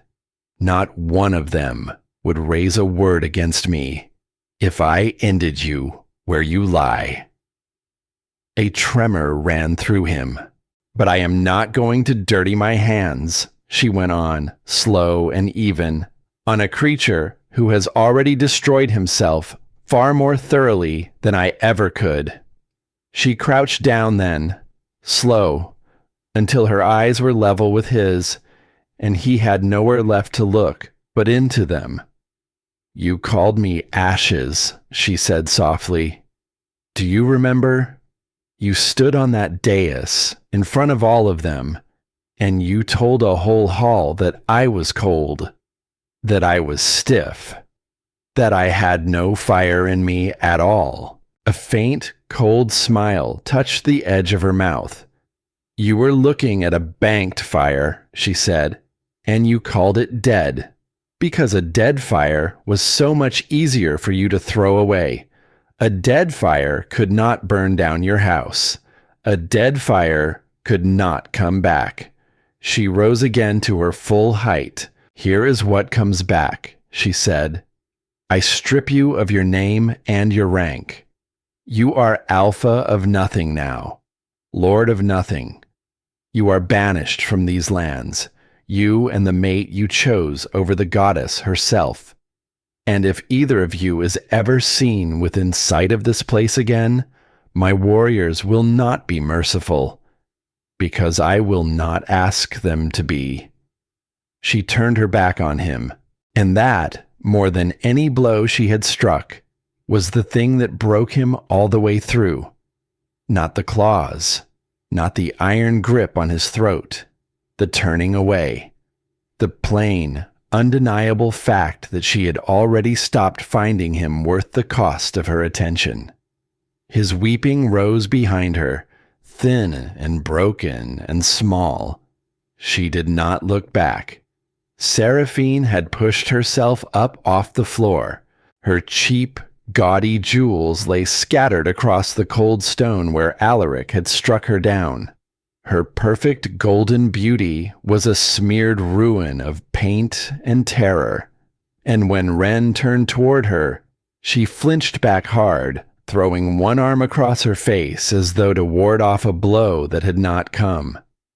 "Please," she whispered. "Ren, please. I never meant for it to go this far. It was not supposed to." Ren looked at her sister for a long, long moment, and the strange thing, the thing she had not expected and could not have prepared for, was that the rage she had carried all this long, cold way, the rage she had been so certain would finally crest here, at this exact moment, in front of this exact face, did not come. What came instead was something far quieter and far heavier than rage had ever been. She saw her sister as if for the very first time, not the smug, golden creature on the dais, hand resting on her belly, smiling her small, perfect smile of victory. Not the smiling thief who had taken everything that was supposed to be Ren's. Underneath all of that, beneath the paint and the panic and the years of cruelty, she saw a frightened girl. A girl who had grown up the second daughter in a house that had only ever truly valued the first. A girl who had been measured against Ren her entire life and found smaller, lesser, the one who came after, the spare. A girl who had been taught, by the very same world that had taught Ren to fold herself down into nothing, that a woman's whole worth was a thing a powerful man got to grant her or withhold from her, on a whim, at his pleasure. A girl who had decided, somewhere along the way, in some dark and desperate corner of herself, that if she could not earn that worth honestly, then she would simply take it, by any means she could find, no matter who she had to step over to reach it. It did not make what she had done forgivable. Some things are not forgivable, and Ren did not pretend otherwise to herself, not even in that moment of strange clarity, the smile on the dais, the lie that had broken a sacred bond, the silence while a sister was dragged out into the snow to die. Those had been choices. Seraphine had made every one of them, and she would carry them for the rest of her life. But Ren understood now the soil those choices had grown in, because she had grown in the very same soil. They both had. Two girls, raised side by side, taught from their first breath that their value lived in a man's eyes and nowhere else on this earth. Sent into a gleaming hall to compete for it, like two dogs sent snapping after a single bone, while the people who should have loved them stood back and watched and called it tradition. One of those girls had been thrown into the snow, and the other was about to be thrown out of the only world she had ever known. The hierarchy that had broken Ren had broken Seraphine too. It had simply broken her in a quieter, uglier, more hidden way. A way that smiled. A way that wore golden hair and a perfect face and a hand resting on a belly that held another secret entirely. "You spent your whole life," Ren said at last, and her voice had gone very soft, "believing you were nothing unless a man like him chose you. So you made certain he chose you, no matter what it cost, no matter whose life you had to climb over to do it." Seraphine's eyes filled and spilled. "I learned that same lesson, sister," Ren said. "The exact same one you did. We sat at the same table. We listened to the same voices tell us the same lie over and over until we could not hear anything else. The only difference between us," she paused, "is that I had to lose absolutely everything before I finally understood it was a lie. And you never lost enough to learn it at all, until tonight." She did not say it with cruelty. That was the thing that made it land so hard, that made Seraphine's whole face crumple. There was no triumph in Ren's voice, None at all. There was only a deep and final sadness, the kind a person feels standing at the grave of something that never truly got the chance to live in the first place. "Go," Ren said quietly. "Take nothing from this hall but your son. He is innocent of every part of this, and he is the one real thing your whole life ever made. Raise him far from here. Raise him better than either of us was ever raised." She glanced toward the frightened boy at the end of the long table. "Teach him that what he is worth was never a thing other people get to decide for him," she said. "Teach him the lesson it nearly killed me to learn.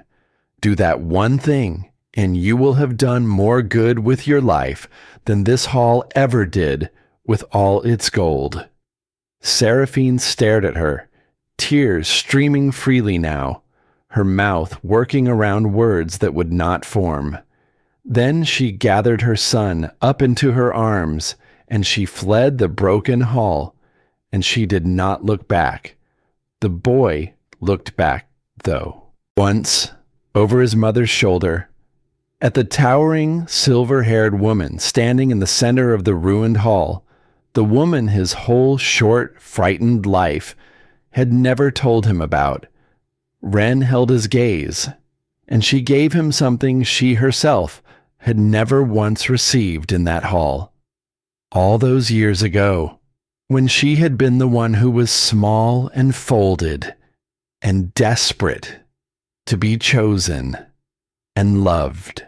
She gave him a nod, steady, certain, the kind of look you give a child to tell him, without a single word, that whatever else happens in his life, he is not the sin of the people who made him, that he gets to be his own thing, that the door is not closed on him before he has even had the chance to walk through it. Then the broken doors swallowed them both, and they were gone into the cold. From the shadows of the doorway, Soren watched all of it. He had braced himself when she first turned toward the Golden Sister. He had set himself, quietly, for the worst. Because he had seen, in others, across his long years, what the sight of a deeply hated face can do to a wounded heart, standing at the very height of its power. He had felt it once himself, long ago, in a season of his life he never spoke of to anyone. And he knew how rarely a creature climbed back out of that particular pit unchanged. He had been ready to watch her fall into it. He would not have stopped her. He had promised her that, and he kept his promises. But he had been ready to grieve, quietly, the thing it would cost her. Instead, he watched her do something he had not seen a single soul do in all his long, cold years. He watched her stand over every person who had ever wronged her with the full and absolute power to grind them all into the stone beneath her feet, and choose, instead, to understand them, not to forgive. He marked the difference, the careful way she had kept the two things apart. Understanding was not forgiveness, and she had never once confused them, but to see, to truly see, to name aloud the thing that had twisted her sister into something cruel, precisely because it was the very same thing that had once reached out to twist her and failed. That, Soren understood, watching her, was the rarest kind of strength there was in all the world. Anyone could strike down an enemy. The weakest, smallest creature alive could do that, given a single moment of advantage. Only the truly unbreakable could look an enemy full in the face, see the frightened, broken child still living somewhere underneath, and refuse, at the height of their power, to become one more thing in that child's life that broke them further. The thread between him and Ren pulled taut, and warm and full of a kind of pride he did not have the words for. She had never needed him to make her into this. He had only been fortunate enough, blessed perhaps, by whatever old god still listened, to have been there in the snow on the night she began to make herself. There was one more. Wren turned away from the empty doorway, and her gaze swept across the silent, kneeling hall, and it found, at last, the old man crumpled among the gaunt and frightened lords. Tobias Calloway, her father. He had crawled forward from the benches while her back was turned, dragging himself across the broken stone, and now he knelt in the wreckage with his white head bowed low and his stooped old shoulders shaking with the force of his weeping. She walked toward him slowly, and she stopped a few paces away, and she looked down at the man who had shaped every part of her first life, who had taught her, gently and relentlessly, to fold herself smaller and smaller, who had stood in this very hall on the worst night of her life and gripped her arm hard enough to leave a bruise, and hissed into her ear that she should bow to her own sister while her heart was being torn out of her chest. The man who had let go of her arm and let it happen. "Wren," he choked out. "My daughter, please forgive me. I was blind. I was a coward and a fool. And I told myself there was nothing I could do. And it was a lie. I knew it was a lie, even as I told it. I should have stood for you. I should have died on this floor before I let them take you out into that cold." His voice broke entirely. "I have lived with it every single day since. Every day. There has not been a morning I did not see your face." She let him weep for a moment. She did not rush it. She did not soften it. She simply let the truth sit in the air between them, heavy and undeniable, the way it deserved to sit. "You taught me," she said finally, "that my worth was a thing I had to earn, that if I was only good enough, only obedient enough, only quiet and small and pleasing enough, then the people who were supposed to love me would choose me in the end." Her voice did not shake. Not anymore. It never would again. "And when the moment finally came," she said, "when I needed you to choose me more than I had ever needed anything, you chose your comfort. You chose a failing king's table over your own child bleeding at your feet. You chose the lie that was easy over the truth that was hard." "I know," he wept. "I know. I know." "You are my father," she said, "and for that, and only that, I will not take your life. That is the mercy of blood. You may keep it." His head came up, a wretched, desperate flicker of hope crossing his ruined old face. "But you will keep nothing else," she said, and the hope died as quickly as it had come. "Your lands, your titles, your seat at any high table, in any hall, in any of these territories. All of it is gone, as of this moment.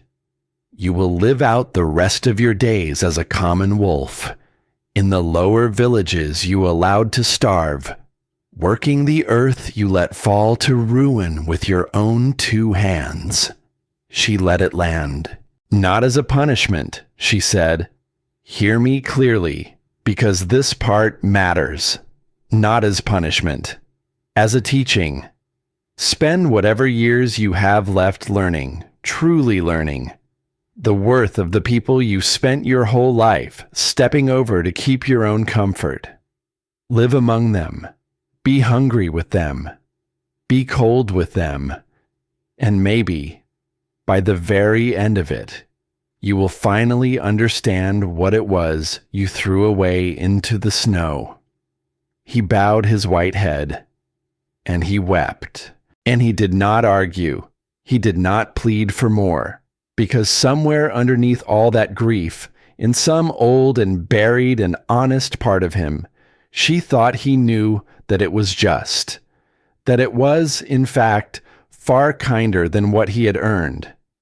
Then Ren turned away from him too, and she walked, slow and certain, up the worn stone steps of the dais, the very same dais where, what felt like 100 lifetimes ago, a frightened, obedient girl in a fine festival gown had stood waiting with her whole heart to be chosen at last, and had been thrown away instead, in front of everyone, like something no one had ever truly wanted.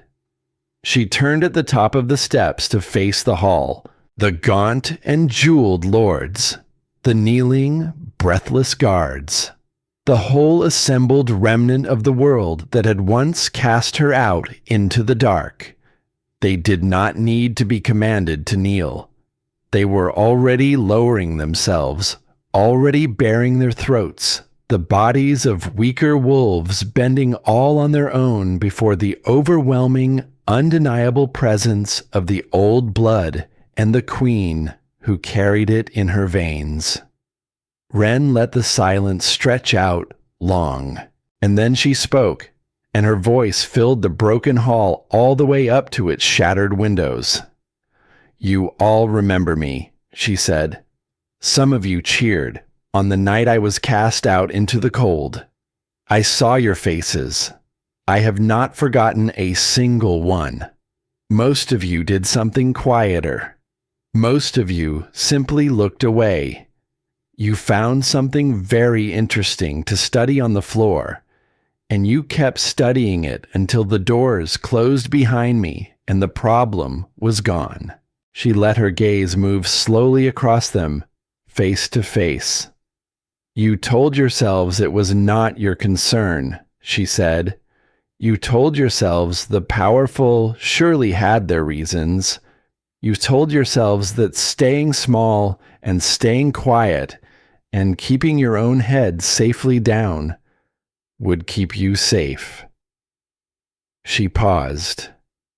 "And look," she said softly, "at exactly what that bought you."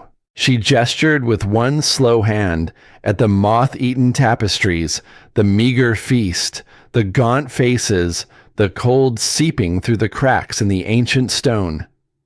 A starving land, a rotting hall, a king who feasted on borrowed gold while your children went cold and hungry in the dark.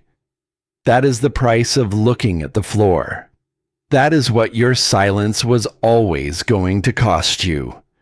In the end, it just took a little while to come due. No one spoke. No one breathed.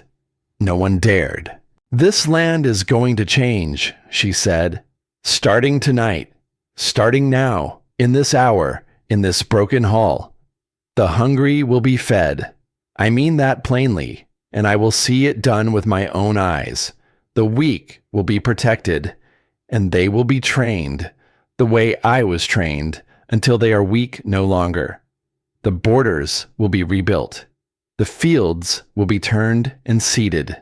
The stores will be filled before the next hard winter comes, and no child, in any village, in any corner of these territories, will ever again go cold, so that someone sitting in this hall can keep a comfortable lie warm." Her voice dropped lower, and somehow that only made it carry further into the silence. "But hear the rest of it," she said, "because this is the part that matters most of all. The corrupt will answer. The cruel will answer. Every soul who built their own comfort on the suffering of someone weaker than themselves will answer for it. Fully. I will not pretend otherwise, and I will not soften it for your ears." Her eyes burned gold for a moment, the old blood rising close beneath the surface. "But not with slaughter," she said. "I did not march all this way, through all that cold, to simply add my own cruelty to the great rotting pile of cruelties this hall has already seen. I am not here to be one more thing that hurts the people of these lands." She drew herself up. "I am here," she said, "to end the pile." She let that settle into the very bones of the room, because here is the one thing, she said, that none of you ever understood. Not the king who threw me away, not my father who let him do it, not a single one of you who found the floor so interesting on the night it happened.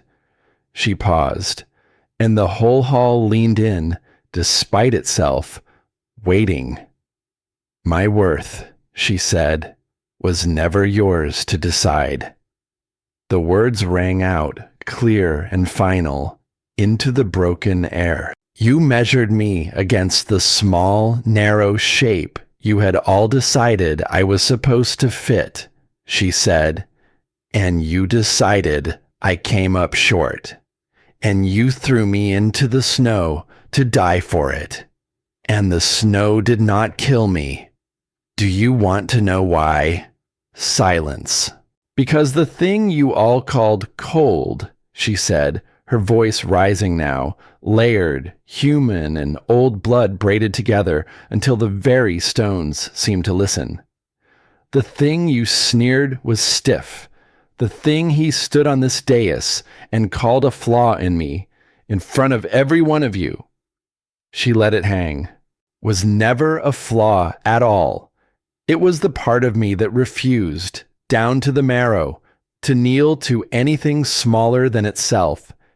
It was the one single thing none of you could ever take from me, no matter how hard you tried, no matter how cold the night. And it is the exact reason that I am standing on this dais tonight, and every last one of you is on your knees." She rose to her full and final height. "You buried a discarded girl in the snow," she said, "and you told yourselves that was the end of her. A beat. What came back," she said, "is your queen." The answering sound did not come from inside the hall.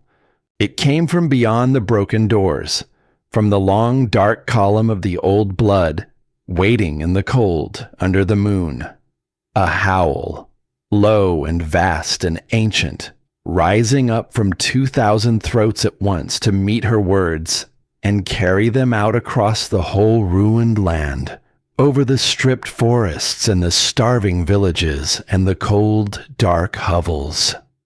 A sound that said to every frightened soul who heard it in the night, "Something has finally changed."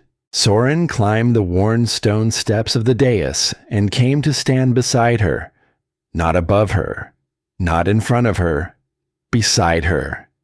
His golden eyes found hers in the firelight, and in them she saw no possession, no claiming, no measuring, no man weighing whether she fit the shape he had wanted of her. She saw only the one thing she had been starving for her entire first life, and had finally, at long last, stopped needing from anyone but herself. She saw someone who looked at her and simply saw her, the whole of her, the banked fire and the old blood and the scars and the strength and the mercy, all of it, and found in all of it nothing at all wanting. "You could have ended him," Soren said quietly, low enough that only she could hear it. "No one in this hall, or any hall, would have spoken a word against you." "I know," she said. "Why didn't you?" She looked out over the broken hall, over the kneeling remnants of the world that had cast her out, over the dais where her whole long journey had first begun, on a night washed in golden candlelight and the cruelest kind of betrayal. "Because the day they threw me into the snow," she said slowly, They decided everything about me, where I went, what I was worth, whether I lived at all. She turned to face him. This was the first moment that choice was ever mine, and I was not going to waste it becoming him. She breathed out, slow and steady. That would only have let him win, she said, one last time. Soren looked at her for a long, long moment, and then he did a thing he had never once done for any living creature in all his long years as king of the old blood. He inclined his head, the smallest bow. Not the bow of submission, the kind the weaker wolves gave by instinct. Something far rarer than that. The bow of one sovereign to another, profound and deliberate and unshakable. Then lead, my queen, he said, and I will stand beside you, for all of it, for as long as the old blood runs. She reached out and took his hand. His fingers, scarred and calloused and impossibly warm, closed around hers, and the thread between them, the same thread that had first reached across the frozen dark to find her dying alone beneath a twisted tree, settled at last into something steady and deep and unbreakable. Not a thing that owned her, not a fate handed down by anyone, a thing she had chosen, freely, with both eyes open, for the first time in her life. The rebuilding did not happen overnight. These things never do. Anyone who tells you otherwise has never tried to bring a dying land back to life. But it happened. Season by patient season, it happened. The borders rose again, stone by stone, watched now by warriors who had been fed and trained and given a reason to stand. The fields were turned and seeded and tended through the long months, and the gray, exhausted earth slowly, slowly remembered what it was to be green and living again. The lower villages, the ones her father had let waste quietly away while he feasted, were the very first to be fed. Wren saw to that herself. She rode out among them, with no crown and no guard at her back, and she walked the muddy paths between the hovels, and she looked the people in the eyes when she spoke to them, the way no one in that high hall had ever once looked at them. The children who had gone cold learned slowly what it was to be warm and safe and seen. The old woman from the northern stronghold came south when the worst of it had passed, and she settled into a place of quiet honor, and she taught the young ones the old ways, and she watched Wren rule with those pale ice-gray eyes, and said, more than once, that she had never in all her years seen a banked fire burn so steady and so bright once it was finally allowed to. The scarred warrior, who had once thrown Wren into the snow of the training yard day after day and called her soft, became the captain of her guard. She had earned the right to it, having watched Wren earn everything the hard way, and she never again called anyone soft without first watching, very closely, to see whether they got back up. Bram ran the roads, as he always had, but now he carried good news as often as bad, and the cruelties, the old hidden ones, the ones that had let a few grow fat while the many starved, were pulled up by the root, firmly, without mercy for the truly guilty, and without ever once tipping over into a new cruelty to take the old one's place. She ruled exactly the way she had decided she would, on a frozen battlement, on the night she chose who she was going to be. There was a place she went that first spring when the worst of the work was done and the land had begun to breathe again. She went alone. She told no one.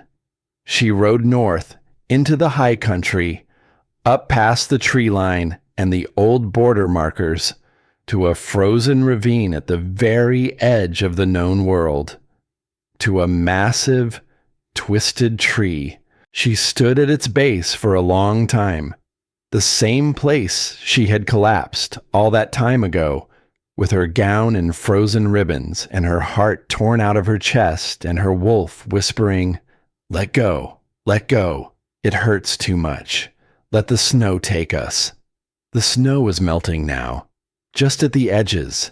Spring was reaching even here, this far north, this high up, into the place that had been built for nothing but dying. She crouched down and pressed one hand flat against the cold earth where she had nearly become nothing at all. And she did not cry. She had thought she might. She had half expected the grief of it to come rushing back up out of the frozen ground. But what came instead was something gentler, a kind of quiet, a kind of peace she had not known her whole life, had been missing until the moment she finally felt it settle over her like the first true warmth of spring. Thank you, she thought, to the girl she had been, to the girl who had crawled through the snow when every part of her wanted to stop, to the girl who had refused, even half dead, even with nothing left, to simply let go.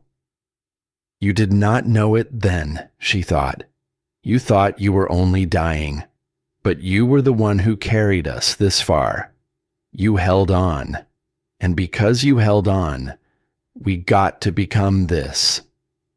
She stayed until the light began to fail. Then she rose, and she brushed the cold earth from her hand, and she turned south, toward the land that was hers now, toward the warmth and the work and the man who was waiting for her there. Not as her keeper, but as her equal. And she went home. The story of how she came back outlived everyone who had been in that hall. It grew in the telling, the way the truest stories do. Mothers carried it to their daughters on a cold nights, and the daughters carried it down into the dark with them when sleep would not come. They did not always remember the battle, or the throne, or the names. They remembered only this, that the cold had been sent to bury her, and instead it forged her. The girl they threw into the snow was gone. She had not died there, the way they had hoped. She had simply ended. And in her place had risen a queen, who knew, at last, exactly what she was worth, and who never again let anyone tell her otherwise.